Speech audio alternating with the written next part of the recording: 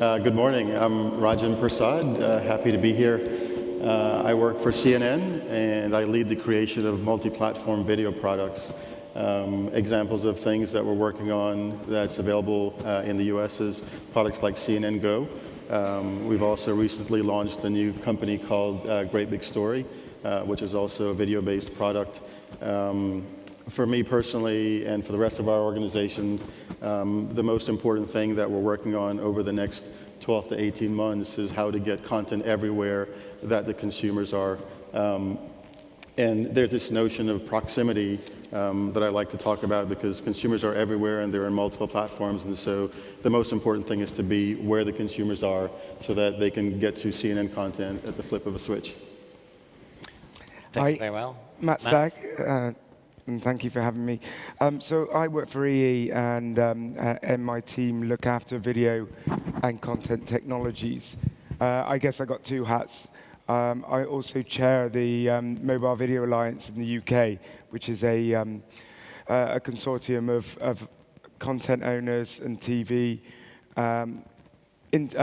mobile operators, handset manufacturers, content delivery networks, looking at how we just drive forward technology to, for all of our customers.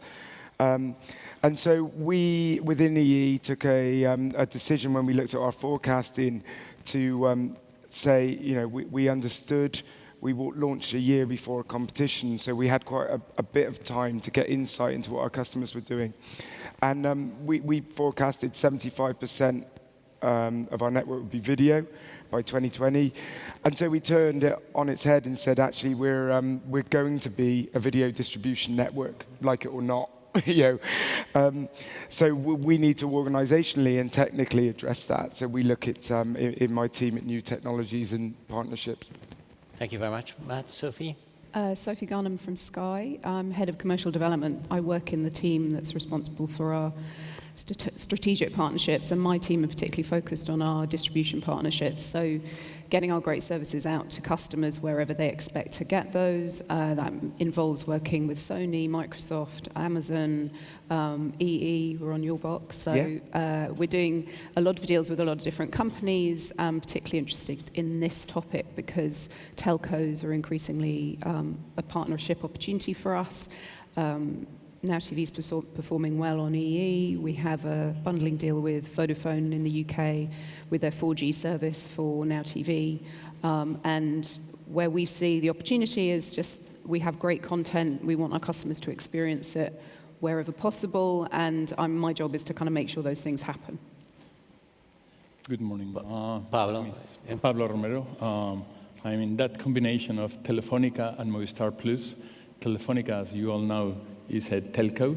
It operates not only in Spain, but in Latin America, and is by far the largest telco in the Spanish world. And Movistar is a pay TV operation. Telefonica took over Canal Plus a couple of years ago, and as my prior experience is on Canal Plus, it is very interesting to see how video is getting in the hands of a telco and what comes after the mixture of a telco strategy for video. So I'm in charge of contents for the OTT division of Movistar, and it is very interesting to see the changes, and this is what brought me here to the Mobile World Congress. Thank you. Thank you very much, Pablo. Parissa? Thank you. My name is Parissa Pandkhou with Verizon. For the past 10 years, my experience has been in the video space, in the wireline space with the TV online or TV everywhere applications. For the past 4 years, working heavily in development of the LTE-Broadcast. At Verizon, we call it LTE-Multicast platform. Responsible for the end-to-end as device penetration, content management, build of the platform, build of the RAN network, and have launched it commercially, the second company in the world that has done that, and have a couple of video applications commercially running on it and working on expanding it to other products and services. Hi, I'm Dan Reich. I head up the multi-platform product strategy and development group for Viacom, focusing on all markets outside of the US. Right now, we're focused on building out our Viacom Playplex suite, an authenticated mobile video product to support our MTV, Nickelodeon, Nick Jr., Comedy Central, Spike, and Paramount Channel brands, and really working with our existing pay TV operator partners to enhance mobile video and provide value to their subscriptions. We're very excited to be here today to explore the opportunity to partner with mobile operators. We really see the future of mobile video is working with operators to support their data plans and to support their relationships with their consumers through the distribution of our content and our brands in every market around the world. So excited to be here. Perfect. So with all these changes in video consumption and technology, let's explore. And I wanted to start with you, Parissa. You are the Director of Product Innovation at Verizon. Correct. The changes in video consumptions have a profound impact on the mobile operators, and Verizon has kind of been leading the pack when it comes to LTE broadcasting. And if I'm correct, you're kind of the expert, or Verizon is leader of the pack when it comes to LTE broadcasting. There are people here in the audience that are not from the telco industry, but from a lesser god, the media entertainment industry, like myself, who might not exactly know what LTE broadcasting does or what it stands for. Can you maybe expand on that? Sure. So LTE broadcast, by definition, is like broadcast TV, but over the LTE airways. So if everyone in this room wanted to watch the same content, the same video content, and you start running it on your device, a copy is being sent to each one of you. So now imagine a larger and larger volume of individuals wanting to do that. It has a heavy impact on the network, and eventually it could degrade your experience of it could be buffering or freezing of that video that you want to watch.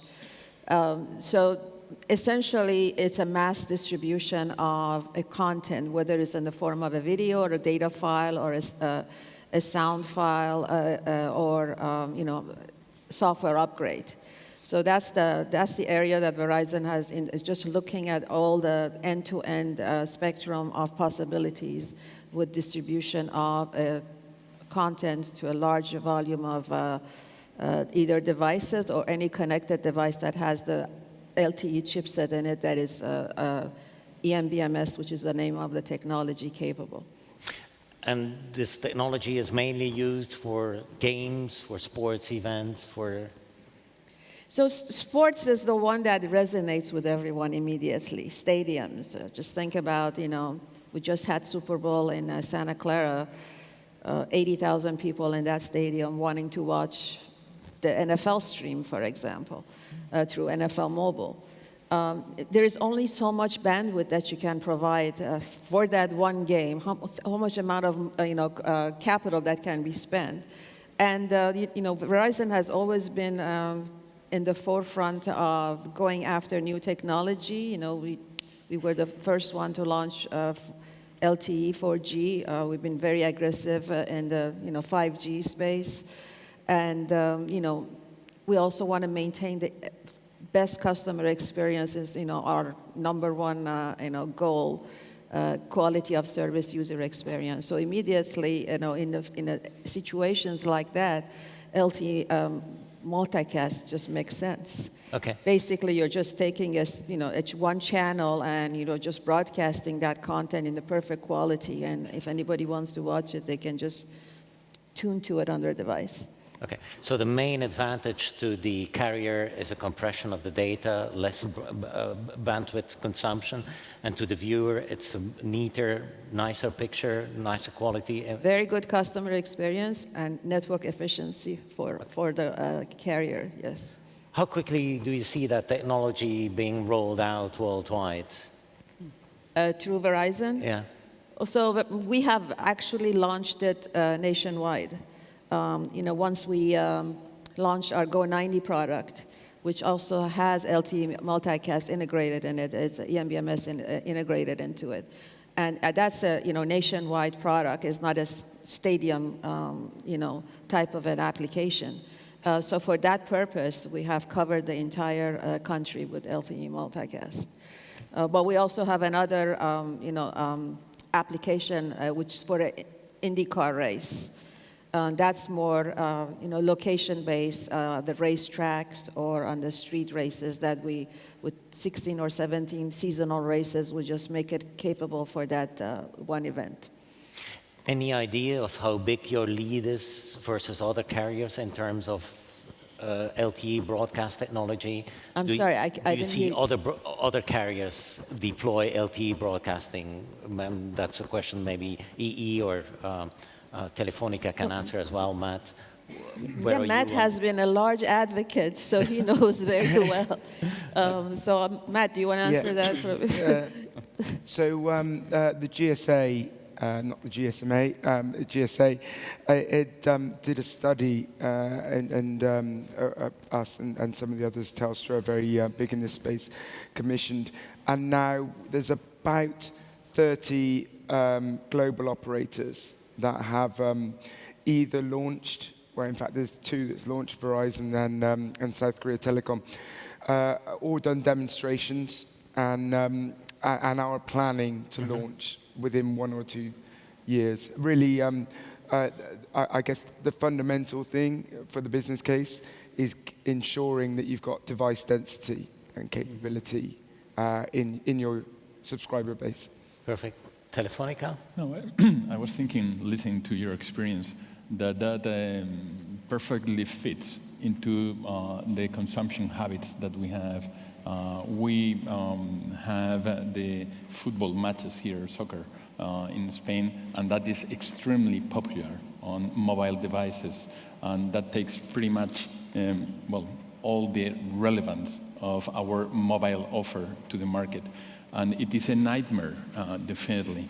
Actually, we're managing it properly, but we know that we have a roof, and we'll probably need these kind of solutions if we want to be efficient. So definitely, I think technology will help us developing the content that we are requesting for our mobile solutions. It's very interesting. We'll follow that. Mm-hmm. Just to come back on, and it's the same in the UK around, football, is actually a lot of people are talking about it and focus on the stadium experience, but we see network-wide spikes whenever there's either a Premiership game or a Champions League game, and I guess the easiest way to explain it is you cannot scale your network for a Saturday afternoon for 2 hours. That isn't commercially viable. So either you bring in new technologies that address that experience, ensure you get the experience, or you will get buffering and lower quality, and that's why all of us are investing heavily in ensuring we maintain that user experience that they have now. I was going to add one thing to this too, and from a news perspective, it's very important for us because a lot of times, we can't predict the news cycle, and oftentimes, if something dramatic or really significant happens in the news, right, the network activity will spike, and so it's much more. It could potentially be, much higher than, let's say, a football game or the Super Bowl, right? And so developing this adaptive or dynamic scalability, right, that maybe at the carrier level is throttling the bit rate or some such thing so that everybody gets content and not buffering, right? Are things that are really, really beneficial to companies, publishers like us. Yep. We just had Netflix here on stage, and Netflix, I just gave you the numbers in the United States on the fixed broadband infrastructure. Already by itself and in itself represents 35% of the internet traffic during peak hours. Add to that YouTube, which adds another 15%, and then Hulu, etc. And video content already represents 65% of the traffic on the broadband internet infrastructure. Add to that the development or the rollout of 4K in the coming years, and this will probably even increase further. So my question to you, to the carriers, and it's Verizon and Parissa, Pablo, Telefonica, and Matt, Where is this going if video consumption is going to increase on mobile devices? What does that entail for a mobile carrier in terms of investments, in terms of pricing plans, in terms of services that the mobile carriers will offer? You want to go? Go ahead. I don't mind going first. I think it comes back to one of the things I said earlier, where you take 3G, that was a communications network that you could do video on, and people did, and you could get a certain quality. But 4G is a video distribution network that you can do communications on, and browsing, and so that's where your focus needs to be on technology, and I think it's actually not just technology-based, organizationally based. You need to change the focus and look at things, like how do you embrace a pricing structure? Do you, and we've discussed it internally, do you charge by duration? People don't watch TV in megabytes. So it needs to be a whole organizational, I guess, a video-first mentality. Is that driving at Telefonica a lot of the investments and the capacity increases? Yeah, I was going to say that there are two issues that are relevant to us. First of all, I think video is driving broadband. That is a key issue for a telco, because we see that when you bring video to the equation of service, you really are making a statement with your clients.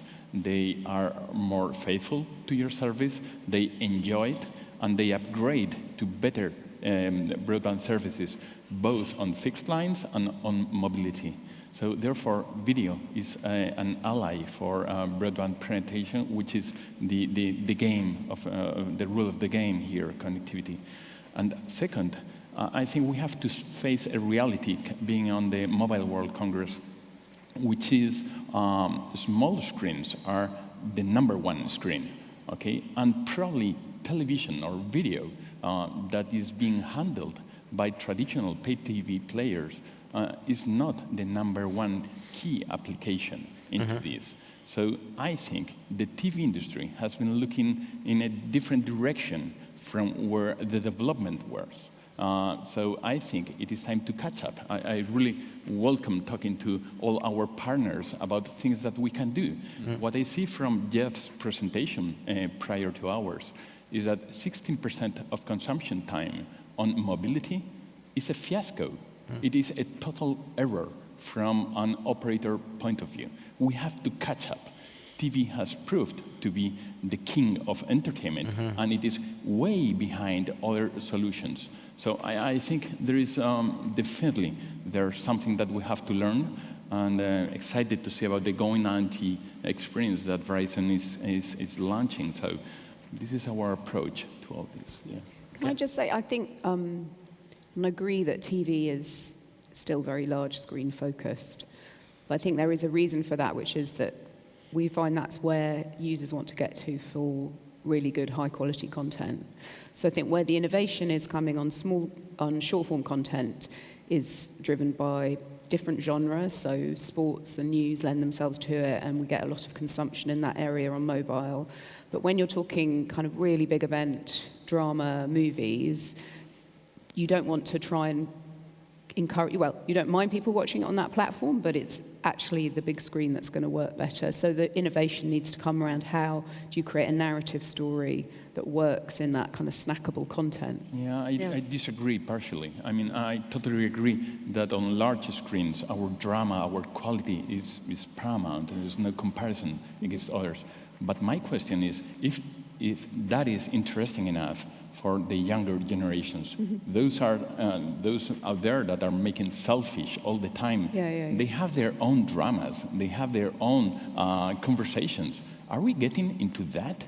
Can the entertainment industry in the overall jump into that conversation that will make it as relevant as our drama is being relevant for the larger screen? I think that is a question mark that we have to answer.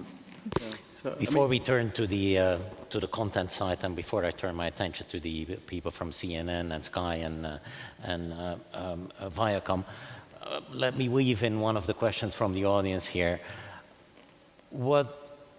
For a mobile carrier, what are the biggest challenges related to the explosion that is likely to come in the coming years, and the explosion in mobile video consumption? What are the biggest challenges related to that explosion for the mobile carriers? For us, it's ensuring we maintain the quality that our customers have at the moment. It is a fantastic experience, but we also need to ensure that through partnerships, from a technology perspective, technology partnerships, we understand, we all have the same customers.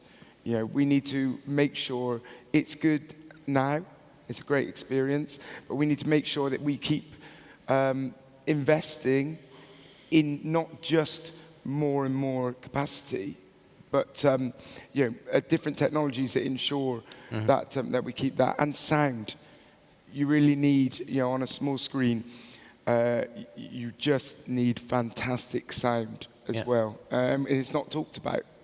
Parissa?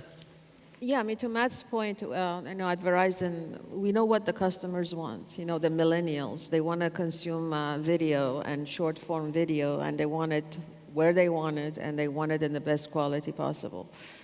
So to that sense, Verizon is just willing to invest what is required, not only to maintain our network reliability, to the user experience, but also allow them, along with the video, they want to do their Facebooks, they want to do their tweeting, they want to do their Instagram, to also maintain that end-to-end. So once we give them, we handle the video side with the LTE-Broadcast, which leaves the rest of the spectrum and the bandwidth available for them to have the best experience when they want to use other data consumption applications. Pablo, anything to add to that? What the major challenges are related to the explosion of video for somebody like Telefonica? Well, definitely. I think we all have the same questions and the same solutions in that respect. Yeah, on the one hand, we need to provide best connectivity possible. That's out of question. But at the same time, we need to maintain a competitive angle in terms of being unique and having the proper quality into entertainment and into other services that our clients are taking. So yeah, in that sense, it's similar. Let me now turn to the content creators for a minute. Viacom is very active in over-the-top television, internet distributed. You recently launched Noggin, an app on an OTT platform targeted towards kids. Sky has been extremely successful in the UK with its OTT platform, Sky Go, I believe, or Sky Now. We've got Sky Go and Now TV. So Sky Go is for our satellite customers. Now TV is our OTT proposition. And CNN has a beautifully crafted app that works very well. The most important question is probably, is video viewing or is consumption on an OTT platform good or bad for you guys? Is it additive? Is it cannibalistic? Is the revenue from a viewer on an OTT platform the same as a viewer on the regular television? And if not, what are you doing about it? Maybe if you can start, Rajin. Sure, that's a great question. So for us, we look at it as expanding the pie, right? It is completely additive. As we look at the products that we've rolled out on, let's say, for example, Apple TV, the numbers that we're seeing is just phenomenal. Can you give an indication of the numbers? A directional point, I would say, is the engagement, for example, on Apple TV is 3 times what we see on television. It is just absolutely phenomenal. And for us, that's really important because if you're actually taking the time to tune into that and to actively consume some content, we think it's a much more engaged user. So, again, for me, as I said earlier, it's getting the CNN product on every platform possible that the consumers are, with our friends in the in the infrastructure industry, right? We absolutely have to get the ability to play video as soon as you want it, right? It should start in less than 3 seconds. And that's the only time when it becomes additive, right? Because if it's not, then somebody will more than likely look at their Twitter stream to get the news instead of playing the video clip that I'm, serving up to them. Mm-hmm. What is Sky's experience in that respect? It's just a great opportunity.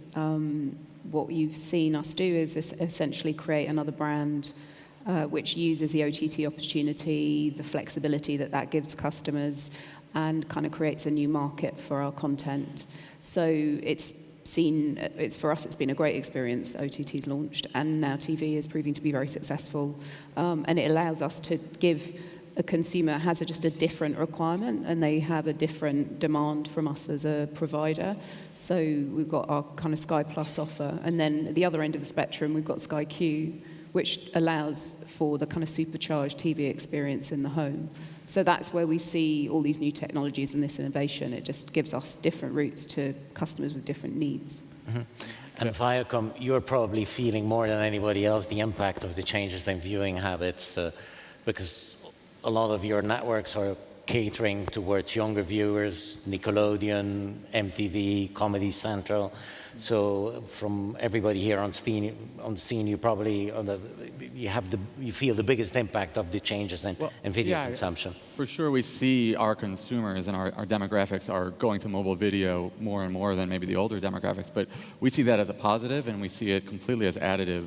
At the macro level, I focus on international. If you think about pay TV distribution and penetration, it's not like it is in the US where it's maybe 90% pay TV penetrated. There are a lot of markets internationally which have much lower pay TV penetration. So mobile video for us is a great opportunity to actually get our content and our brands to consumers who are not paying for pay TV. Mm-hmm. And we believe in the future, you look at mobile operators rolling out quad play. There's examples of it all over international where they're starting to market TV services as well. It is an opportunity as that evolution progresses for us to work with mobile operators to actually distribute our content, whatever format it may be, short form, long form, to a much larger audience of users. And we're starting to do that already. We obviously have we have a very successful Snapchat channel, MTV, Discover channel, MTV, which has been around for about 9 months. So we're doing short form content there, and we're doing some short form on Comedy Central as well. But just one last example, if I could, share with you.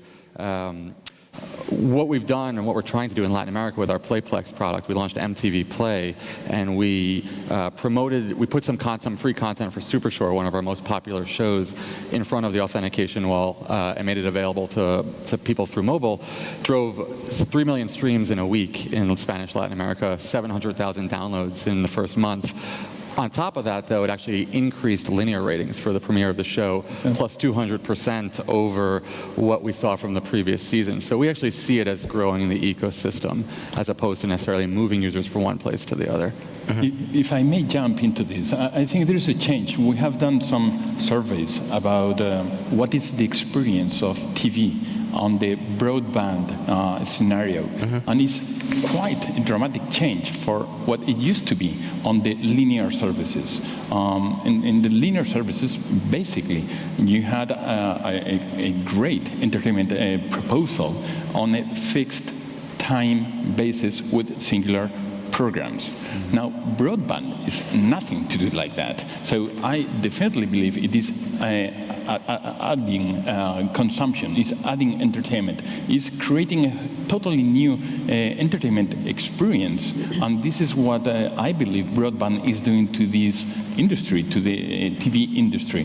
Now, we have to develop those products. We have to learn how to handle the dynamics of our brands, of our services, and I think this will increase the success of our proposals. Mm. So, to my understanding, it is totally additive to what we used to have before.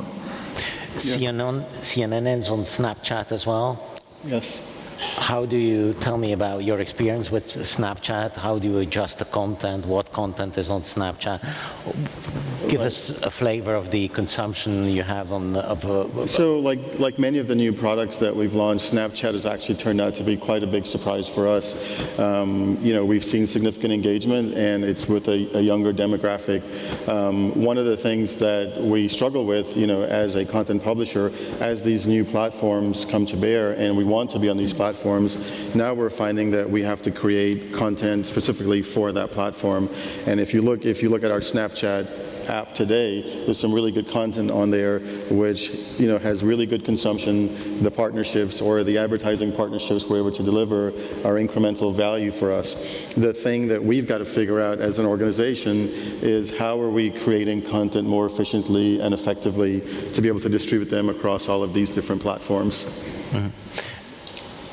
Going back to Viacom, your chairman or the CEO, Philippe Daumont, said that currently all non-Nielsen platforms already account for about 25% of the revenue at Viacom. How quickly is this going to expand from 25% to something else? And are there some anecdotes or data you can share with us on the importance of the new platforms? Yeah, I mean, I certainly think from our perspective and from my perspective, we spend over $4 billion a year in content, and it's now our job to make sure that content, whatever format it may be, gets monetized appropriately. So we're very flexible with the business models and working with partners and working in ad-supported ways as well, depending on the format to try to increase that monetization. So, you mentioned Noggin. We obviously are testing out some direct-to-consumer products with a preschool focus. At the same time, we do a lot of short form that is ad-supported. So for us, we're strategic on utilizing that $4 billion of content, whatever the business model may be, and slicing it in a way that can actually grow the overall revenue pie for us. And I think, there won't be one, nobody knows for sure what the winning business model is at this point in time. So it's important for us to be in every different place of, where consumers want content, platform, and type, and be there in a strong way. And then as the business models resolve themselves, I think we're going to benefit from that. We've heard, or you all defended the position that watching on mobile platforms is largely additive to regular TV consumption. Yet, if you look at the audience figures, certainly in the US, that's the figures I'm most familiar with, you see the audience figures, certainly amongst the younger audiences, fall precipitously. The age category, 18 to 24, the figures that PwC has published lately shows a decrease in TV consumption of about 35% over the past 5 years. And the thing is that the decrease is even accelerating. So while in the beginning the decrease was very gradual, 2-3% per year, now we are seeing drops year over year in the age category 18 to 24 of 10 to 12%. And it's not limited to the 18 to 24 age category.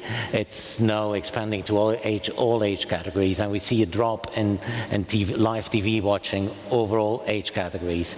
Yet, the big puzzle to me is that TV advertising remains a very stable market and is even a growing market. Mm-hmm. Can somebody from the content Sky or Viacom or CNN help me explain how, because that's a miracle. I mean, it's the kind of business I would like to have as well. You have decreasing audiences, the queue goes down and goes down very fast, and yet your revenue increases or stays stable in some countries. So what's going on?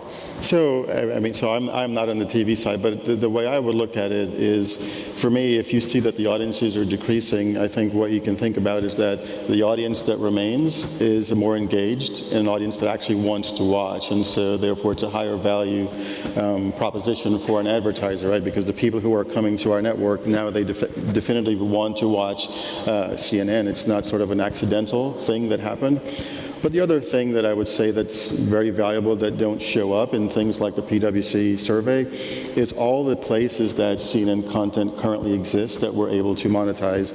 And if you look at the video, a large percent of the video that we published on off platforms or non-owned and operated properties are videos that we take from air. And so even though, the audiences that actually sit and watch on a Nielsen, panel countable home, right, is declining, the audience that watch our content just across the spectrum of places where they can watch, like, whether it's Facebook or YouTube or Snapchat, right, I think that total time in aggregate is actually growing. Okay. I'm very curious to hear the perspective from Sky, because so on you in many respects... the presentation earlier, the first presentation today that I saw was, they talked at the end, the conclusion was about how the beyond content is king, it's about the product, and we've what we've done is, where there is viewing, there is more viewing of content in different ways, in different places, in different formats. So if you are an avid TV viewer now, you can use your kind of concentrated 3 or 4 hours that you watch TV, watching exactly what you want at really good quality, and that means that that has a kind of greater value in itself. So you're no longer looking at that linear program and thinking, well, I might watch that, I might watch this. You're looking at your video on demand, and most drama will be watched in that way. You can consume it on different devices. So all of that is delivering greater product value to the customer, and therefore I think making it a more valuable experience. That's not to say that I don't want to give the impression we're being complacent about the younger generation. I mean, there are definitely trends showing that the millennials are engaging with more short form content on different platforms, engaging in very different ways. And we are also on Snapchat, so we're kind of learning about that platform and ways of creating content there, and trying also to work with more of the digital-first content providers. So we've made an investment in a company called The Whistle, which works in sports, and Sky Sports are kind of pairing up with them to think about kind of more interesting, engaging ways that they can get to that particular audience base. We've launched on Sky Q our digital-first area. So this is not really for millennials, but it's kind of bringing the best of that kind of digital-first content to a TV screen and giving a way of curating what is, to a lot of people, a kind of mass of content they're not familiar with. So we've done deals there with GoPro, we've got Condé Nast on there, with Duke and Media. So all this stuff that's getting reputation is now being brought into a more traditional. So it's sort of working both ways. Okay. So I think that, I mean, actually, a lot of the research shows that as people grow through that millennial phase, they then come more and more to the TV experience and gathering around the living room device. But we don't know that yet, so we just have to keep watching what happens. I think it's an interesting point about working with different types of partners and really being more creative on how we continue to provide value to our advertising clients. And with some of the examples we do at Viacom, we have live events like the EMAs and the KCAs, which is the Kids' Choice Awards, which are coming up in a little bit now, where we work across different platforms to grow the ecosystem, whether it's Twitter or Snapchat or our own apps and platforms, to really amplify the volume of the events and give advertisers different access points to touch the consumer. And doing all of that not only provides value to the advertiser, but it also grows the ratings of these live events and the premiere content or the long-form content that we produce. So I think there's ways around the traditional advertising and still grow advertising in new and creative ways. Yeah, I just want to add one other thing to that too, and I think Sophie hinted at this as well. The thing that doesn't get captured in some of the measurement today is all the other places that television gets watched that cannot be counted. So if you look at our TV Everywhere type products that all of the content providers here have, right? A lot of that viewership is not getting captured in some of the Nielsen type measurements or your normal TV measurements, and it's actually very significantly monetized. For us at least at CNN. I just can very quickly jump in on that point, because and you'll probably know better from your content. We're doing quite a bit of analysis on what we're calling linear VOD, because actually when a new series, it could be anything let's take into account Game of Thrones, because everybody uses Game of Thrones as a everybody wants to watch it at the same time. So actually what you see is, it might be 5-10 minutes. People can't avoid spoilers. it's impossible nowadays to avoid. You used to, not watch the TV there. So we and that whole Twitter is the sofa of the millennials. Everybody wants to talk about it. They want to do just what years ago. Sat around the black and white TV. I'm quite old, and and they want to talk. So actually, we're seeing a shift from VOD for very popular shows to almost linear. Well, we have that because Now TV, I think people often forget that Now TV is a linear service as well as an on-demand service. So that piece about when there is like a big new show, Game of Thrones, Walking Dead, whatever it might be, that is when people will tune into the linear piece and they'll watch it there, and that makes this idea that, it's interesting because also technologically how that's supported, what we were talking about earlier in terms of capacity to support that kind of appointment to view, it's still a real requirement and is not showing any signs of declining in that respect. There is one thing, a puzzle to me. Advertising on live television accounts for about a third in the United States of the airtime. There's about 20 minutes of advertising for every 60 minutes of television. In Europe, it's far less. It's about 8 minutes per hour. But you impossibly can insert 8 minutes of advertising in a 60-minute thing or 20 minutes in a 60-minute drama, for instance, on a mobile device. So the number of commercials you will have will be substantially less on a mobile device. Also, the CPMs are probably going to be lower because of the quality of the exposure. How are we going to solve this equation and make it work? Is it by higher CPMs because of better targeting? And if so, and your Sky certainly is leading in that way, is dynamically inserted advertising, targeted advertising, the thing that is needed to make mobile viewing possible and economically viable?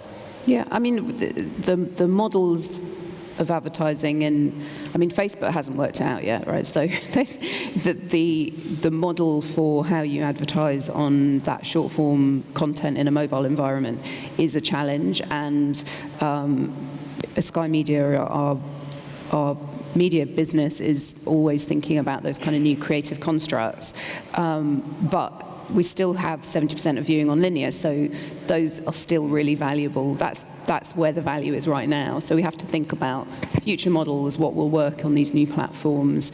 From my perspective, that is where the content owner's relationship with these distribution platforms becomes really key, so that we have models that are sustaining for us, and that the proportion that's skimmed off the top by platform operators is not so high that it effectively kills the business. So, yeah, lots of new models will come through. It'll be interesting to see where Facebook sort of settles on this and what that model will be, but we're still linear is still a very strong platform for us. Yeah. There are some people that are saying that as viewing moves to mobile platforms and on demand, some forms of content which don't have an afterlife on a mobile platform will simply disappear, and that we will see a shift in the mix of things that can be seen either on television or on mobile devices. Games, for instance, would disappear because they don't have an afterlife, or nobody wants to watch a game that is non-live. Is that something we already seeing? Are there some forms of content or genres that are disappearing or get less traction for the moment with, for instance, Viacom at Sky? I'm not sure I would agree with that. I think a lot of what we do is create content that has a lifespan, and then we create it in a way that we can actually segment it into different formats. So we may film or produce a 22-minute long-form episode that we can then slice into a 2-minute short-form clip. And so imagine, our Shore franchise, which is one of our most popular shows based on the Jersey Shore originally. You could theoretically take a short-form little clip and just watch the 10 best, drunken falls or 10 best fights, whatever it is. And so that's a short-form way to use long-form episodes or pieces of it, and we're doing that on preschool as well, where we have, a Dora the Explorer episode has a 90-second song in it. We've actually sliced those songs, and we have a library now of 1,000 songs that are music videos from long-form episodes that we can use in a different format, and we're using that as part of our Noggin product. So I think it's up to the content producers to figure out how to make that content they produce have a life, in every format, in every platform. Yeah, sorry, go ahead, Sophie. I was going to say, I think this is where branded content is doing really interesting creative work. So, as long as I've worked in this area, the traditional TV production companies are focused on doing big budget long-form shows, because that's still where the cash is, and that's understandable. So they'll have multi-platform components to that, but it's not the priority as far as the kind of people that I know working in the industry. But the advertising industry and the creatives in that sector have kind of really got what branded content can deliver and what short form can deliver, and how you keep a narrative journey working across different places and locations, because in some ways it's much more akin to an advertising model anyway. So I think that's where I see kind of more interesting kind of content development, and also again from the digital content space. But I don't see anything dying out as a result of it in terms of genre. Yeah, and it's the same thing for us. We're investing sort of in, more original digital content, right? As on television we have mostly news, and then we have some longer form shows like Anthony Bourdain. But I think I mentioned earlier, CNN recently launched a new company called The Great Big Story, and what that's all about is non-fictional short form storytelling. And if you have a chance to look at it, you'll see that the content we're creating, it's really evergreen stuff. And even within CNN digital, like the digital series that we're creating are, more evergreen type of content that we could monetize longer into the future and on multiple platforms, not just on CNN's owned and operated properties. Go ahead. No, I was going to say that I think we have to face a reality, which is every single format has its proper time consumption, whereas you have consumption time frames of 58 minutes on the larger screen. On small screens, it doesn't go farther away than 15 minutes. So the question is, if you have your library based on long movies or on series that are 52 minutes long, what do you bring into your mobile screens? There's a new format, and there's a new creativity. There's a new field of development on content that it is about to come. So this is how we see the challenge. So all those formulas that Dan was saying before, it perfectly fits into the strategy of development. Yeah, I think though, sorry, just to one of the things that we see is the ability to be able to pick up where you left off. Yeah. Really drives what we call snacking behavior, because actually you'll keep the stuff you really like for home potentially, but then you've got the almost the secondary content that you like, that perhaps your partner or the kids don't like, that you can take with you, and you're sat there and you've got 15 minutes, and that's fine, because you'll watch 15 minutes, then you'll watch 5 minutes, and then you've got half an hour and you'll sit down. So there's that kind of indulgent snacking behavior that we see. Mm-hmm. I'm sure the Friends phenomenon's been really driven by. So like Friends is perfectly it's probably 20 minutes when you cut out the ads, and the production values don't really matter. It's just funny, and people really like the warmth of it, and there's just tons of the stuff, and so people will just have that and consume it all over the place. So there are tons of other questions I would like to have to ask the panel, like the impact of mobile consumption on the cost of content. We see spectacular increases in the cost of content in most countries. The cost of content for the cable and broadcast networks is going up very spectacularly. Is this going to continue? But I have one, because we have 1 minute left. I see music has become a marketing vehicle for a number of carriers. There are a lot of carriers that offer a free Spotify subscription or a subscription at a very low cost, Spotify subscription at a very low cost. Are we going to see something similar with video? Are we going to see, for instance, Telefonica or EE or British Telecom offer a package with a cheap video subscription attached to it? Is video becoming so important that it's going to be used as a marketing tool? We're already doing, well, that's what we're doing with Vodafone. Okay. So Vodafone have got Spotify, but they've also got a deal with us for Sky Sports Mobile TV and Now TV Entertainment.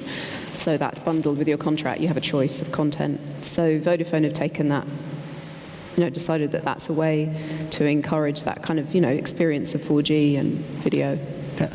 Interestingly, it's still #1 barrier to entry for people actually watching mobile video is the inability for anybody to be able to explain how much data is used because of the adaptive streaming.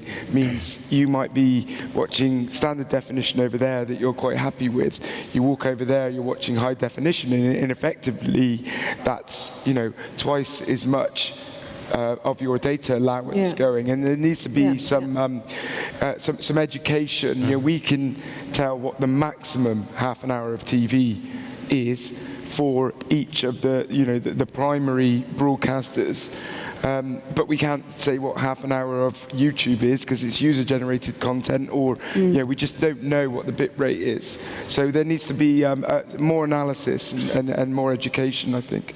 Okay. Yeah, and I think at MTV, I mean, you're right. Music video it's been the core for us for 30 years, and it's the perfect mobile video consumption experience. So we're creating a couple of different products. MTV Tracks is a curated music video service, which we've actually launched in Spain, in Malaysia, and in the UK as well. And it's something where we're picking the most important audio tracks and soon-to-come music videos that consumers want to experience, as opposed to this encyclopedic supermarket experience. We're trying to focus on what's pop and what's hip for millennials. I would love to continue that discussion for another half an hour, but Mark tells me we'll have to wrap up. Thank you very much to the panel members. The panic button. They will be around during the coffee break, so you can ask them individually questions. Thank you very much to the panel.